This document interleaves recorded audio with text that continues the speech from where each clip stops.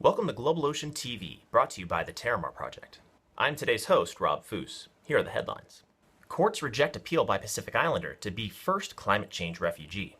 A man from a tiny Pacific island who asked a court in New Zealand to recognize him as the world's first climate change refugee has had his appeal rejected and faces deportation. The Supreme Court acknowledged that Kiribati faced challenges, but determined the man was not at risk of persecution or serious harm, and his nation was taking steps to protect its citizens from the environmental threat. Plankton controlled the brightness setting of clouds in the Southern Ocean. Nobody knows what our skies looked like before fossil fuel burning began. Today, about half the cloud droplets in Northern Hemisphere skies formed around particles of pollution.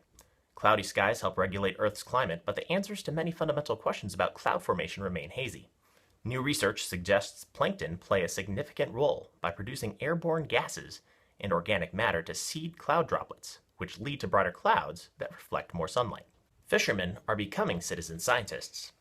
Fishermen in the UK have turned their boats into massive data platforms for a citizen science study, becoming the first commercial fishers to gather data for the Secchi Disk study, which is gathering data on the state of the ocean's phytoplankton.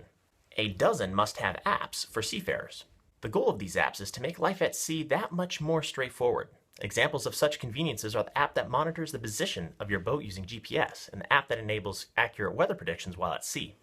Precise information on these issues is particularly important, and now we have the technology available that can perform these important functions while at sea. The Zapperfish.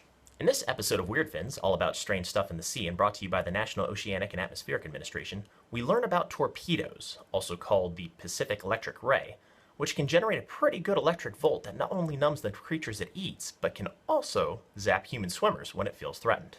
Check out these stories in the Daily Catch and tune back in tomorrow for the best ocean, river, and lake news from around the world. Thank you.